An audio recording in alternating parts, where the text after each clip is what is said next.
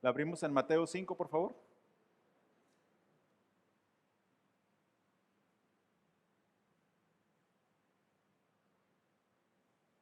Esta es la sexta enseñanza de la serie sexta, ¿verdad?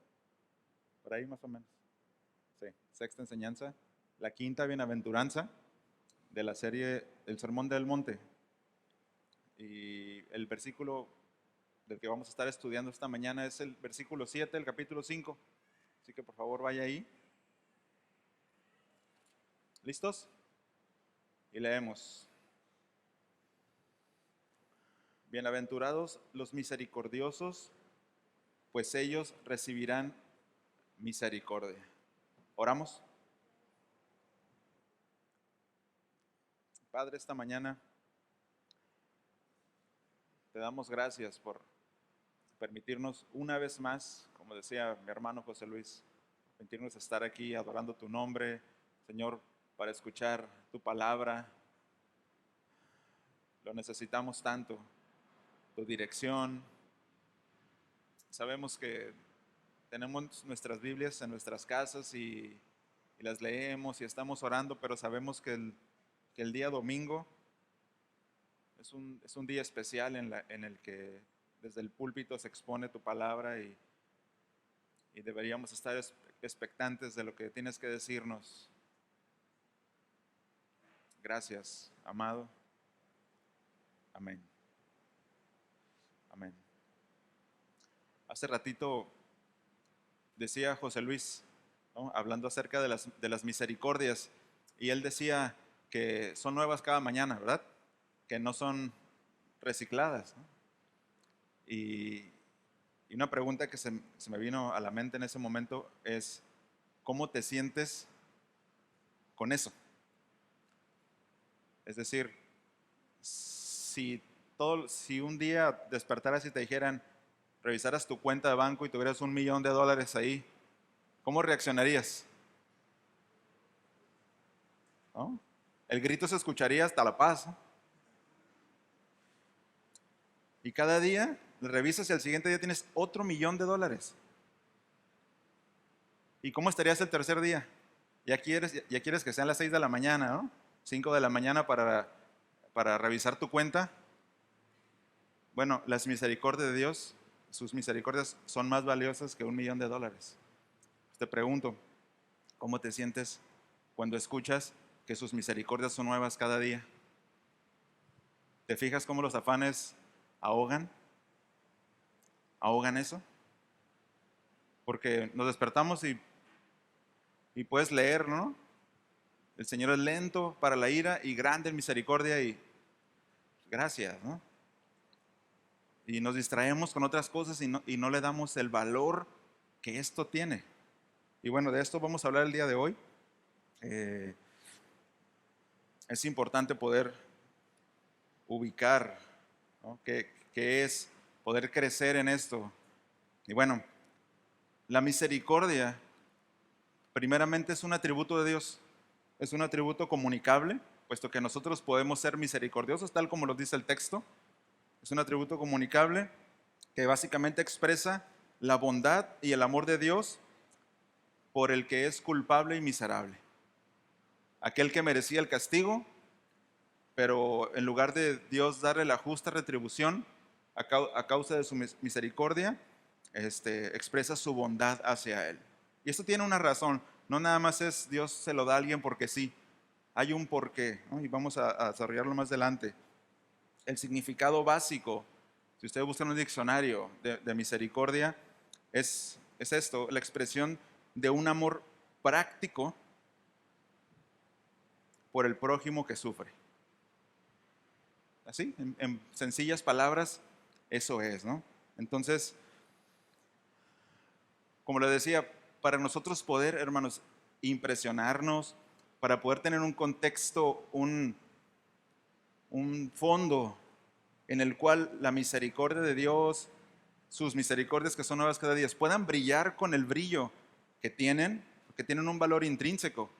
Si no es el valor que nosotros le asignamos, tienen un valor porque son de Dios, ¿no?, principalmente. Pero para poder ubicar nosotros la grandeza de este atributo, la grandeza de este valor, tenemos que poner un fondo y lo voy a tratar en la introducción. Eh, por favor, vaya a Romanos. Romanos capítulo 3.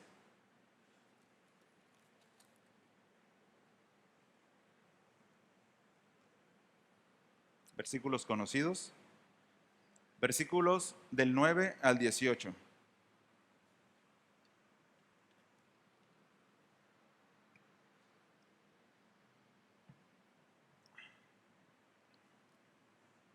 Dice la palabra de Dios.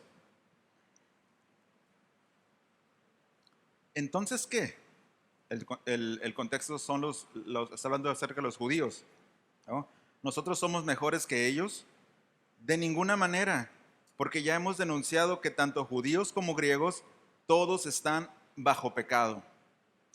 Como está escrito, no hay justo ni aun uno, no hay quien entienda, no hay quien busque a Dios.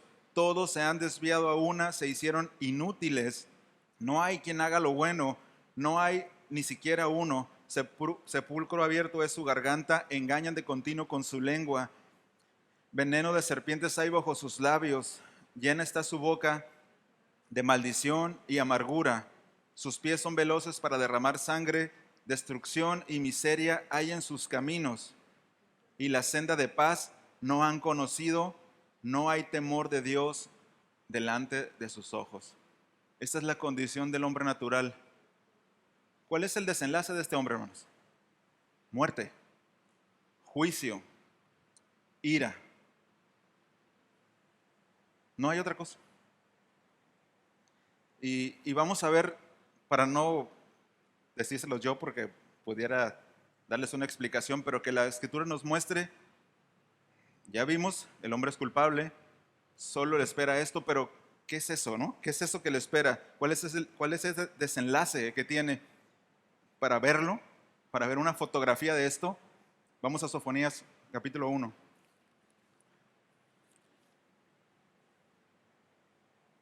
Recuerde que la intención es hacer brillar la misericordia de Dios. ¿Ok? Sofonías capítulo 1. ¿Sí está en la Biblia, hermanos? Versículos 12 al 18. Ese es el juicio de Dios contra el pecador. ¿Ok? Los predicadores pudieran decir, hay muerte si no te arrepientes, ¿no? Ven, espera el infierno, ¿no? Generalmente se usan esas palabras, pero eso es lo que dice Dios acerca de ese juicio que le espera, aquel del que habla en Romanos 3, 9 al 18. Versículo 12. Dice, y sucederá en aquel tiempo que yo escudriñaré a Jerusalén con lámparas y castigaré a los hombres que reposan como el vino en su sedimento, que dicen en su corazón, ni bien ni mal hará el Señor. Sus riquezas se convertirán en despojos, sus casas en desolación. Edificarán casas, pero no las habitarán. Plantarán viñas, pero no beberán su vino. Cercano está el gran día del Señor, cercano y muy próximo. El clamor del día del Señor es amargo. Allí gritará el guerrero, día de ira, aquel día, día de congoja y de angustia, día de destrucción y desolación, día de tinieblas y densas sombras, día nublado y de densa oscuridad, día de trompeta y grito de guerra contra las ciudades fortificadas y contra los torreones de las esquinas. Traeré angustia sobre los hombres y andarán como ciegos. ¿Por qué? Porque han pecado contra el Señor. Su sangre será derramada como polvo y su carne como estiércol. Ni su plata ni su oro podrán librarlos en el día de la ira del Señor, cuando por el fuego de su celo toda la tierra sea consumida, porque Él hará una destrucción total y terrible de todos los habitantes de la tierra. Eso le espera al pecador. ¿Y quieren que se ponga más intenso? Vamos a Isaías 63.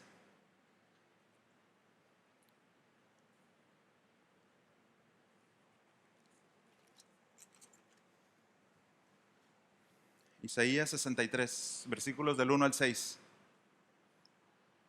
¿Listos? Dice así su palabra: ¿Quién es este que viene de Edom, de Bosra, con vestiduras de colores brillantes? Este majestuoso en su ropaje, que marcha en la plenitud de su fuerza. Soy yo que hablo en justicia, poderoso para salvar. ¿Ya saben quién es? ¿Por qué es rojo tu ropaje y tus vestiduras como las del que pisa el lagar? El lagar lo he pisado yo solo. De los pueblos ningún hombre estaba conmigo. Los pisé en mi ira y los aplasté en mi furor.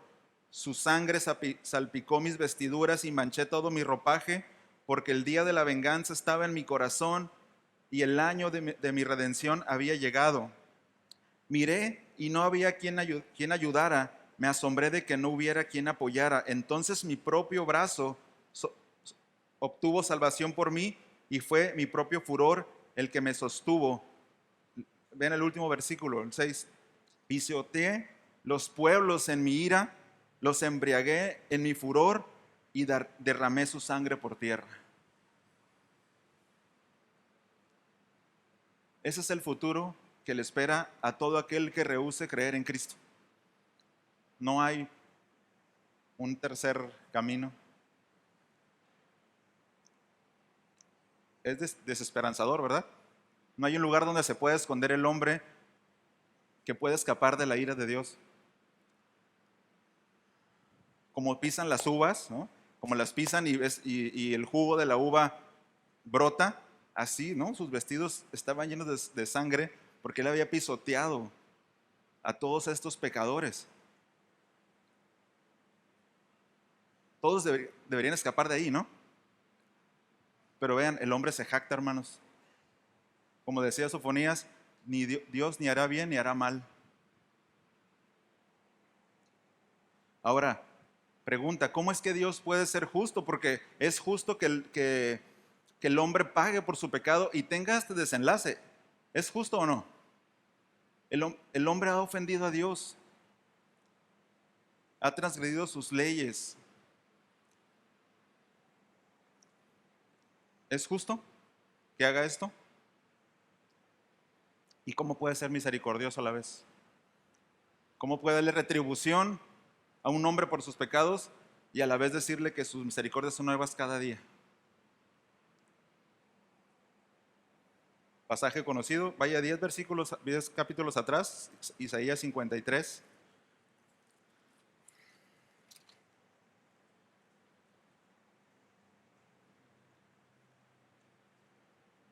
Isaías 53, 10.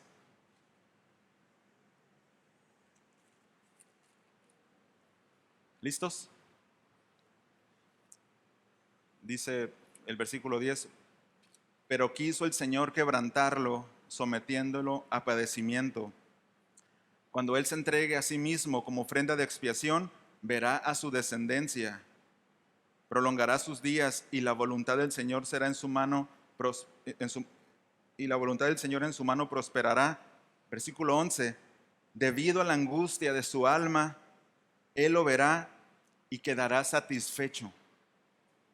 Por su conocimiento el justo, mi siervo, justificará a muchos y cargará las iniquidades de ellos. Los que han puesto su mirada en Cristo, ustedes los que están aquí, al menos la mayoría que han puesto su mirada en Cristo, se han salvado de Sofonías 1:12, de Isaías 63. Hermanos, pero lo que hay detrás de esto no es que Dios quiso ser justo solo porque te vio a ti, sino porque no hubo misericordia para Jesús, porque no hubo misericordia para el Mesías, porque lo pisoteó en el lagar, porque su sangre llenó sus vestidos. ¿Ven? ¿Cómo debe brillar la misericordia de Dios, hermanos, detrás de esto? No puede ser algo que nosotros nada más dejemos, sí, ¿no? Un día más. Él nos justificó. José Luis trató de esto la semana pasada, ¿no? Él nos justificó y por Él es que recibimos estas misericordias cada día. Ese es el fondo que tenemos. Que Dios, el Padre, fue justo con su Hijo, lo aplastó para que tuviera misericordia de nosotros.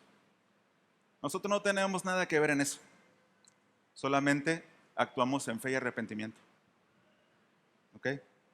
Entonces, si meditamos en esto, ¿no? Dios no nos da lo que merecemos. Merecíamos su juicio y su ira, pero recibimos misericordia, recibimos bondad. Escuche, y no solo el momento en el que creímos y recibimos, ¿no? Y entendimos y fuimos iluminados y dimos gracias y levantamos las manos y reconocimos nuestra condición, sino cada día, ¿no? Que decía José Luis, cada día. Hermanos, hay tantas cosas de las que tú no te das cuenta que Dios tuvo misericordia esta mañana y estás aquí. Él te pudo haber salvado de la llanta de un avión que te iba a caer, ¿no? Y tu niño quiso ir al baño antes de salir y te tardaste esos 10 minutos más y te libró. Hay mucho que no vemos. Entonces, seguimos recibiendo esa misericordia, pero Cristo no la recibió, hermanos. Entonces te pregunto nuevamente, ¿cuál debe ser nuestra respuesta a este conocimiento? ¿Cómo deberíamos de responder?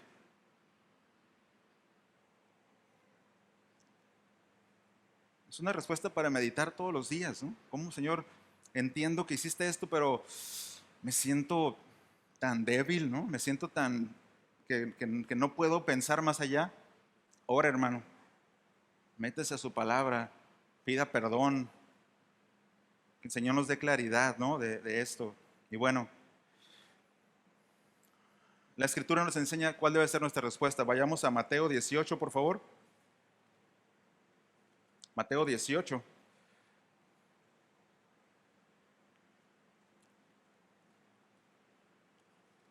Versículo 32 y 33, por favor.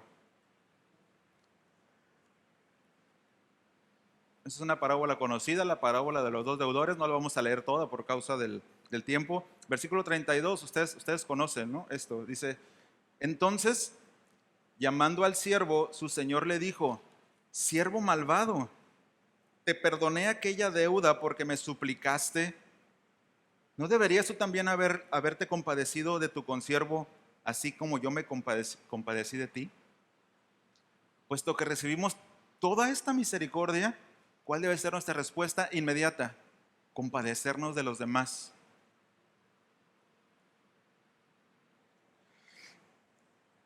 Vaya a Lucas 6, por favor.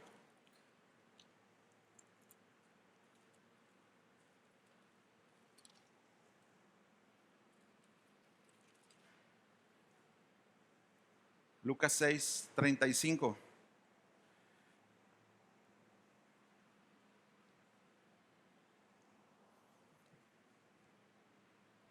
¿Listos?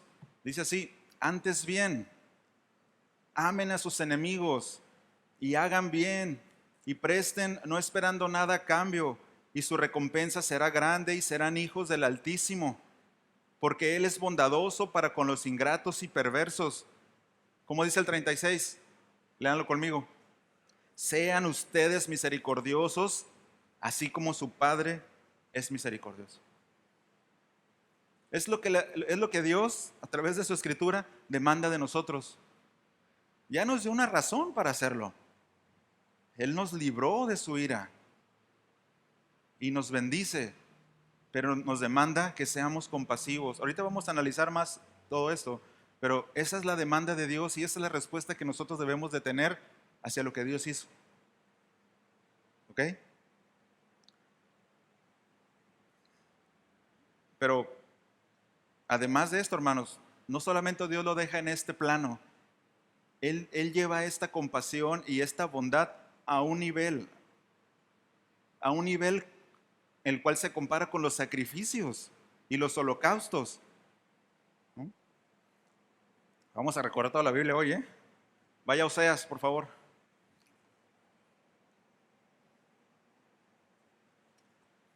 Oseas capítulo 6.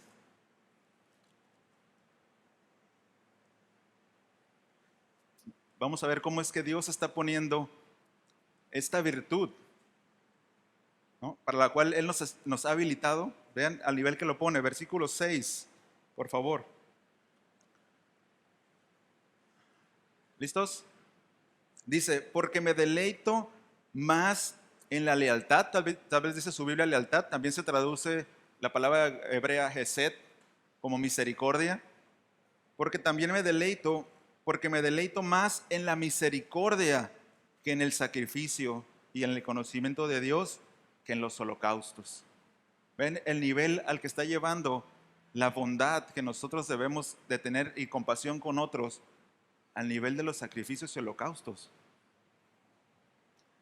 Y luego ahí mismo, vaya 2 libros más adelante, 2 profetas más adelante, Miqueas, igual capítulo 6.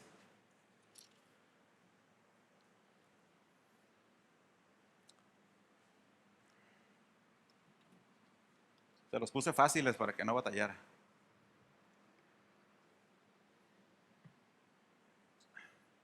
Versículos 6 al 8.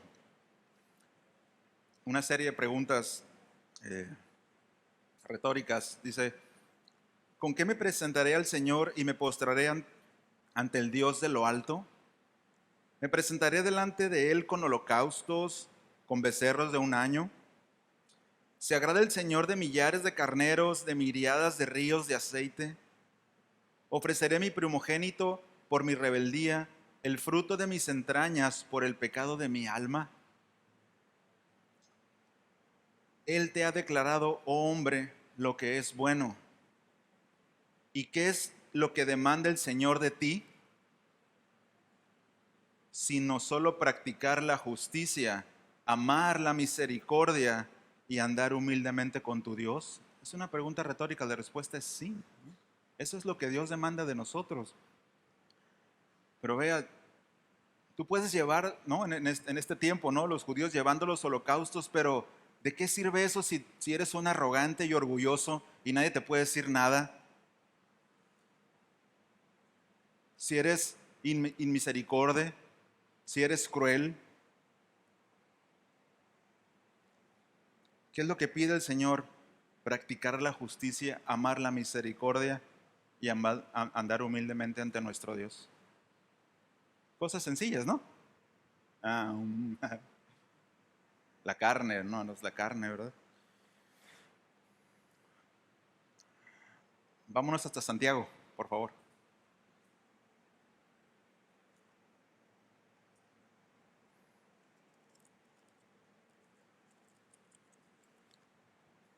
Santiago, capítulo 1, versículo conocido.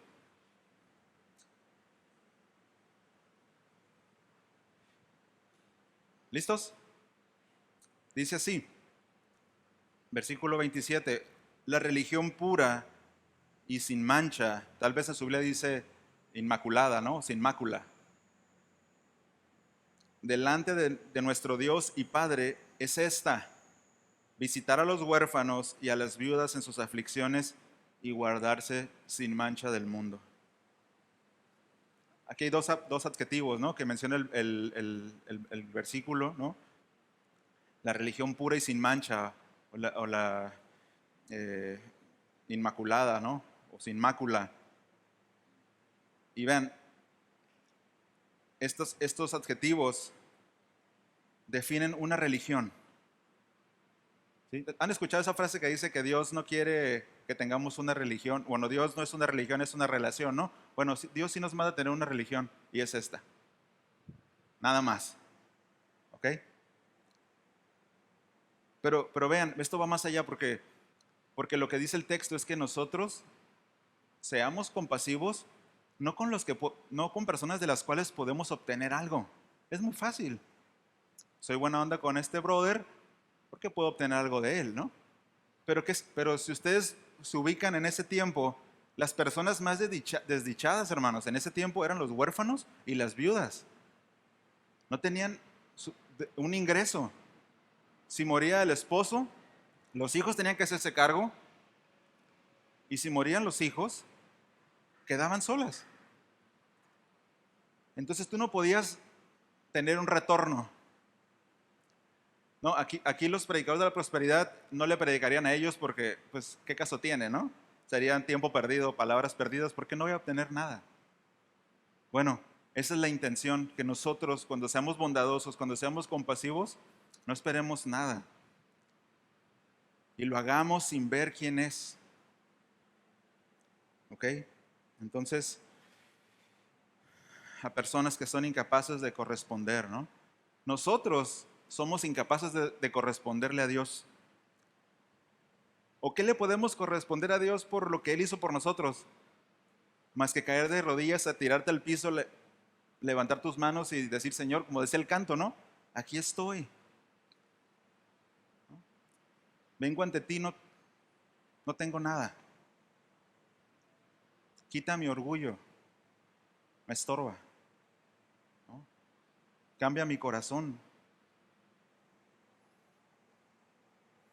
Y bueno, vamos a Mateo 5, por favor.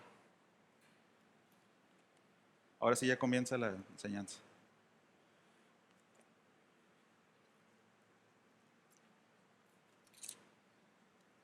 Mateo 5, versículo 7.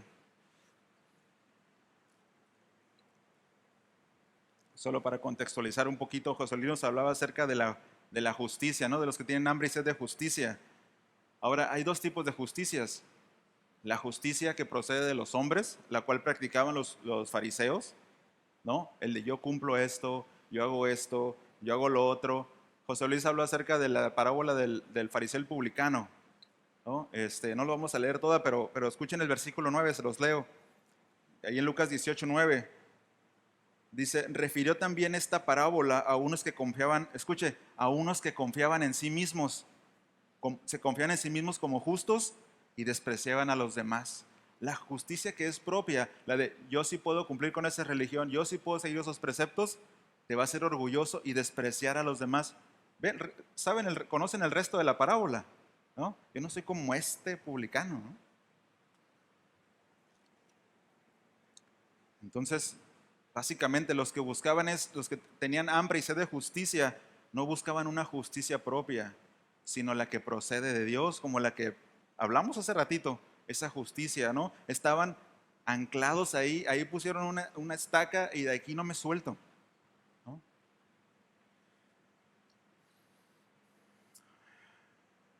Esta justicia que procede de Dios nos va a llevar justamente a esto, hermanos, a ser misericordiosos. La que procede del hombre es orgullosa, no le importan los demás, pero la justicia que procede de Dios te hace ser misericordioso porque ubicas cuál es tu condición y no te queda más que, Señor, ¿qué hago? ¿No? Estos andarán en una activa compasión, o lo que sería igual a decir bondad en acción. Una bondad en acción. Y ese es el título de la enseñanza. Para los que anotan, bondad en acción. La palabra griega que se traduce por misericordiosos en este versículo 7 es la palabra elemón, ¿no? Elemón, no el limón, ¿no? Té de limón, elemón. Y vean, no es solamente alguien que es compasivo, que dice, ¿no? O que es compasivo cada teletón. Mira el niño, ¿no? Mira, oye, supiste de allá, no sé en dónde. No es solamente alguien que está compadeciéndose de lo que va viendo, no, es una compasión activa, ¿no? Es una compasión intencional, es una misericordia intencional. Hermanos, les aseguro, firmado, que aquí hay más necesidades entre nosotros de las que ustedes pueden imaginarse, pero usted no se da cuenta de cómo una mamá puede estar sufriendo por su hijo y tal vez tú no puedes hacer nada, pero puedes decirle, voy a orar junto contigo. O una necesidad en casa. Tú no sabes quién vino hoy sin desayunar porque no tenía nada en su alacena. ¿Te fijas? Pero podemos salir por esta puerta ignorando eso. Bueno, lo que Dios demanda es que seamos intencionales, que lo practiquemos. Pero ¿cómo vas a saber si no hablas con los demás, no? Una característica que nosotros tristemente pues nos hemos dado cuenta, ¿no? Como ancianos de la congregación, y yo sé que algunos de ustedes también, es que esta congregación es algo fría, hermanos. Es algo fría. No nos compadecemos de los que estamos aquí dentro, ¿no? Entonces no te pregunto qué onda con los de afuera, ¿no? Porque pues el buen juez por su casa empieza, ¿verdad? Pero yo creo que necesitamos cambiar eso. ¿Sí o no?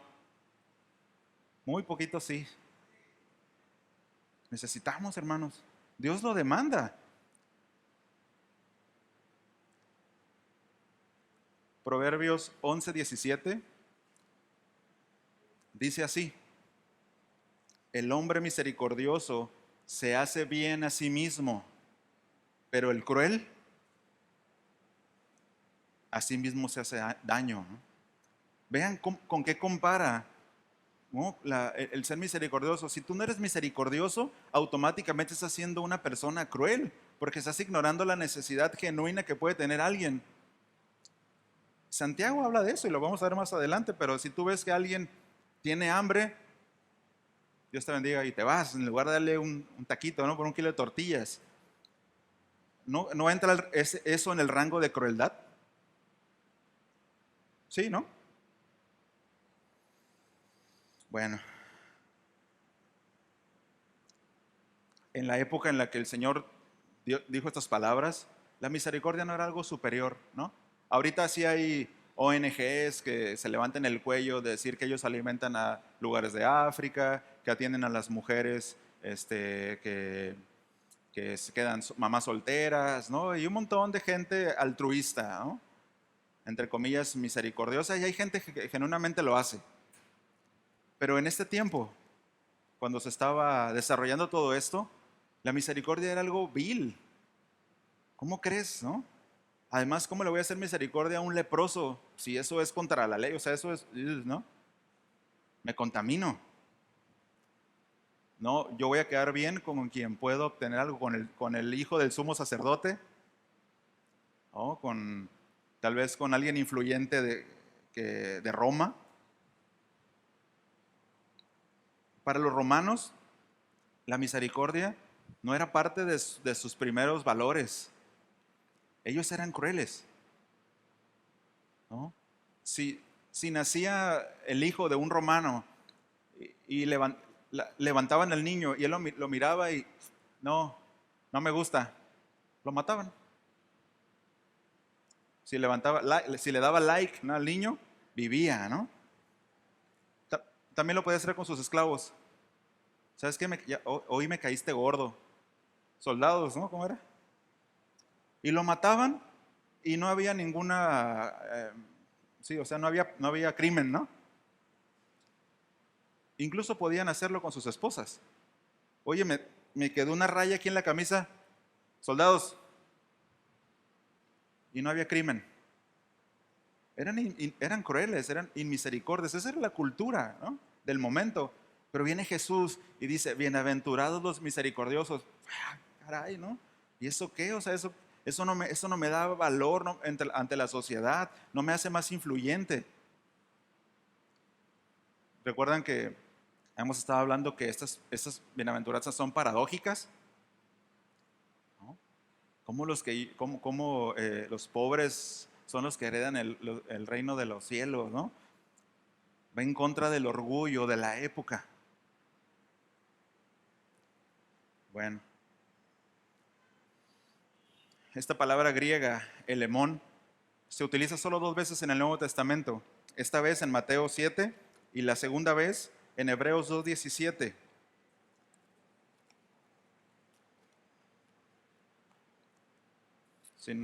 Hebreos 2:17, refiriéndose al Señor Jesús como sacerdote.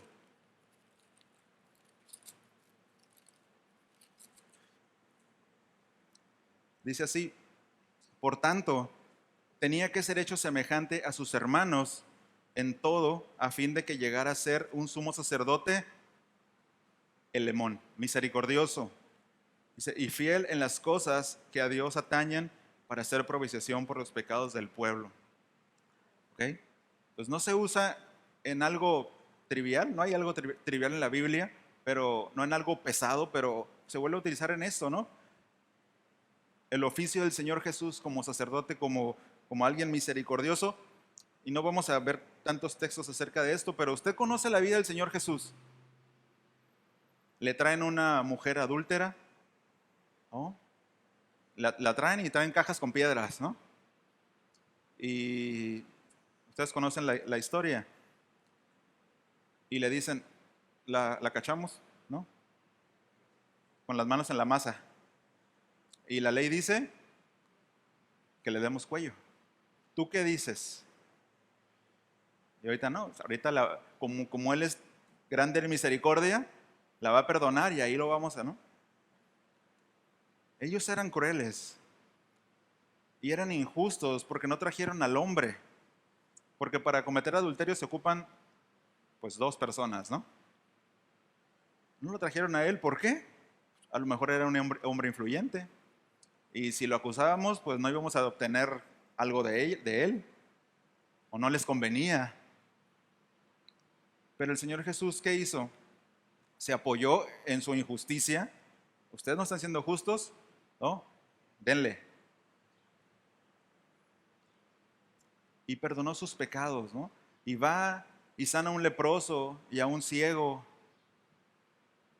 Y se compadece de una mujer que ha perdido a su esposo y a su hijo. Y tantas cosas, ¿no? No vamos a entrar en todo esto, pero un comentarista dice lo siguiente: Jesús no está hablando de sentimientos de desapego o impotencia que no estén dispuestos o no pueden ayudar a aquellos para los que hay simpatía. Tampoco está hablando de falta de misericordia o piedad fingida que brinda ayuda solo para tranquilizar una conciencia culpable o para impresionar a los demás con su apariencia de virtud. Tampoco es preocupación pasiva y silenciosa que, aunque real, no puede ofrecer ayuda tangible. Se trata de compasión verdadera expresada en ayuda genuina, preocupación desinteresada expresada en acciones, hermanos. Bondad en acción. Nosotros no podemos decir que somos misericordiosos si no se ve. ¿Ok?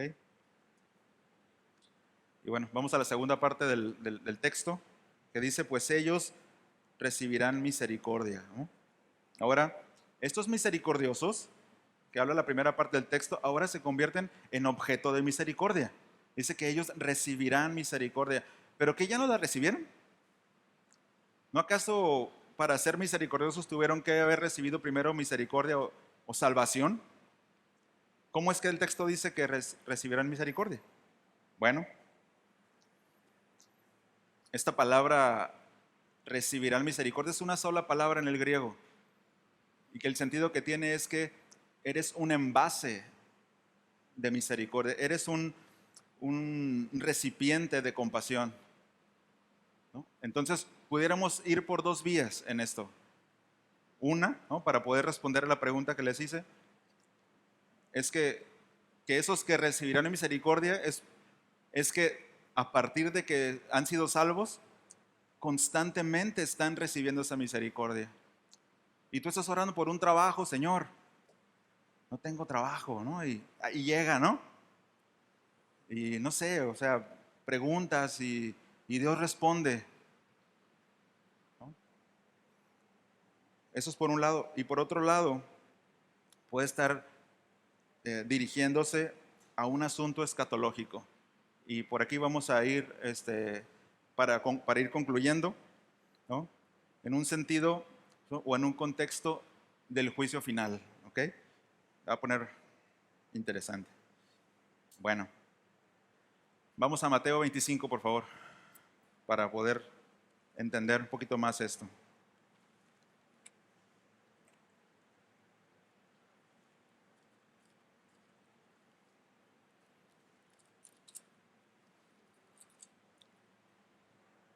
Mateo 25, desde el 24, los discípulos están haciendo preguntas que cualquiera de nosotros haría, ¿no?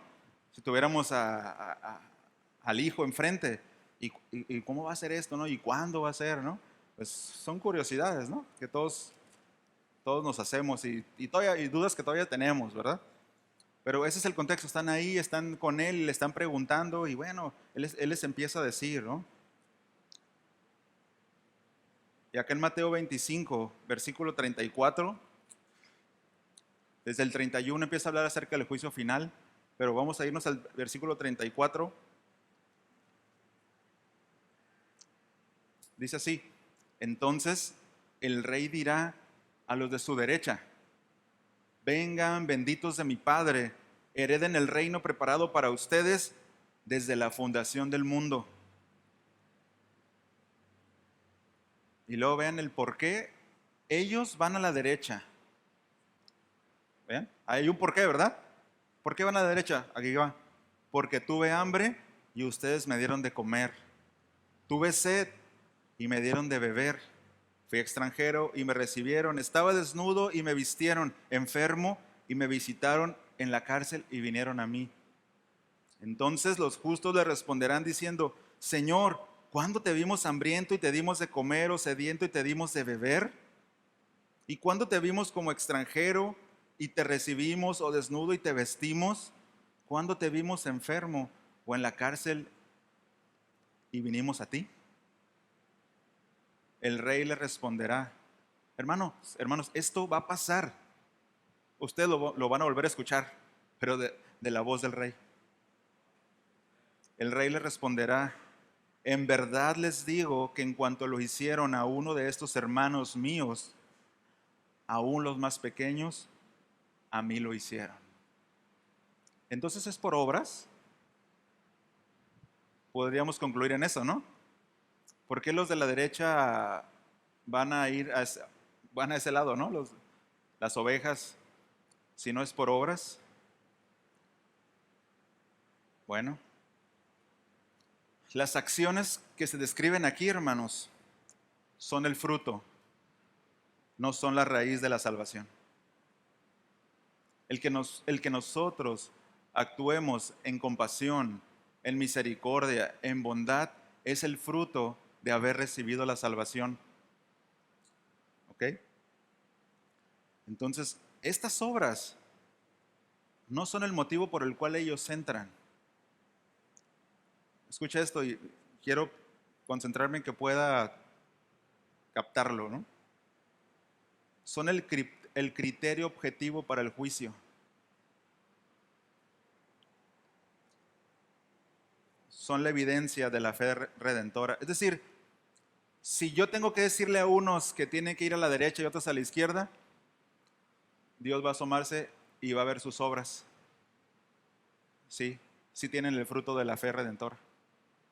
Si ustedes continúan leyendo el 41 en adelante, no tienen el fruto de la fe redentora. Fueron crueles, no tuvieron misericordia, no tuvieron compasión, no tuvieron bondad. ¿Y qué les espera? Ser pisoteados en el lagar.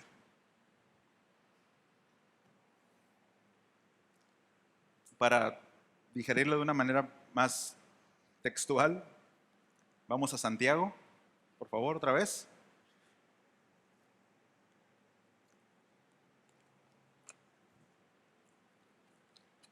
Capítulo 2, versículo 13, primero. Santiago 2:13.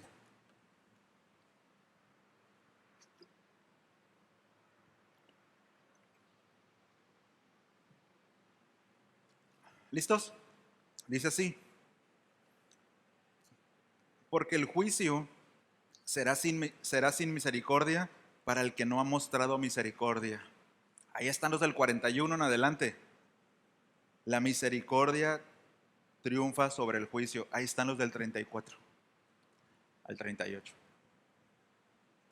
Su fruto que Dios vio hizo que él dijera: son ellos a la derecha. ¿Está claro, no? Bueno, para tenerlo más claro todavía, versículo 14, ahí enseguidita, vamos a leer de corrido hasta el 20 y luego nos vamos a brincar al 26. Dice el 14, ¿de qué sirve, hermanos míos, si alguien dice que tiene fe pero no tiene obras? ¿Acaso puede esa fe salvarlo? Si un hermano o una hermana no tienen ropa y carecen del sustento diario, y uno de ustedes le dice, vayan en paz, o más contemporáneo, Dios te bendiga, brother, ¿no? Caliéntense y sáciense, pero no les dan lo necesario para su cuerpo, ¿de qué sirve? Así también la fe por sí misma, si no tiene obras, está muerta. Pero alguien dirá, tú tienes fe y yo tengo obras. Muéstrame tu fe sin las obras y yo te mostraré mi fe por mis obras. ¿Tú crees que Dios es uno? Haces bien, también los demonios creen y tiemblan. Pero ¿estás dispuesto a admitir, oh hombre vano, que la fe sin obras es estéril? Versículo 26. Porque así como el cuerpo sin el espíritu está muerto, lean conmigo al final, así también la fe sin las obras está muerta.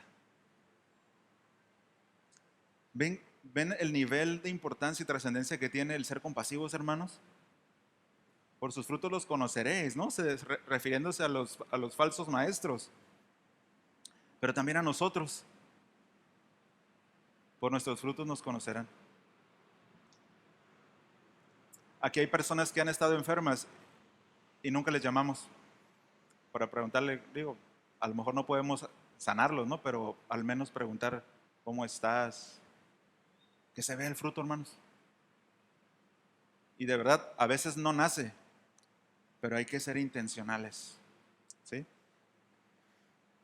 Y bueno, para concluir, la evidencia objetiva o la evidencia que puede ser comprobable de que hemos recibido misericordia o salvación es que nuestra bondad o nuestra misericordia está en acción. Por lo tanto, aquel día recibiremos esa misericordia prometida, no como una probabilidad, hermanos, sino es un hecho. Por eso les decía, escuchen esas palabras porque un día las van a escuchar del voz del Rey. Y yo ahí los espero del lado derecho, ¿no? Y te espero, Bogdan, del lado derecho, ¿no? Es decir, ¿no? Concluyo con este pasaje, Oseas 12:6. Y cuando lo tenga, por favor, póngase de pie.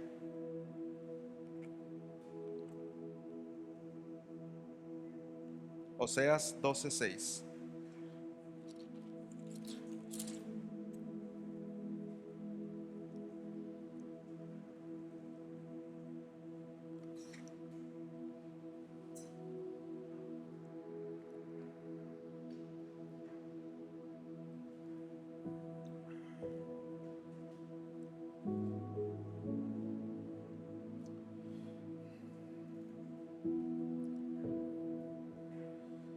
Dice así, Oseas 12:6. ¿Lo leen conmigo? ¿Sí? Fuerte, ¿sale? Y tú, vuelve a tu Dios, practica la misericordia y la justicia y espera siempre en tu Dios. La demanda de Dios. ¿Sí? ¿Oramos? Padre, que eres rico en misericordia, Señor, grande en bondad.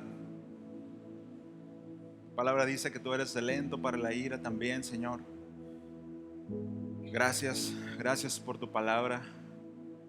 Gracias Señor, por sacar de nuestro corazón, por indicarnos el camino, por indicarnos, Señor, la senda,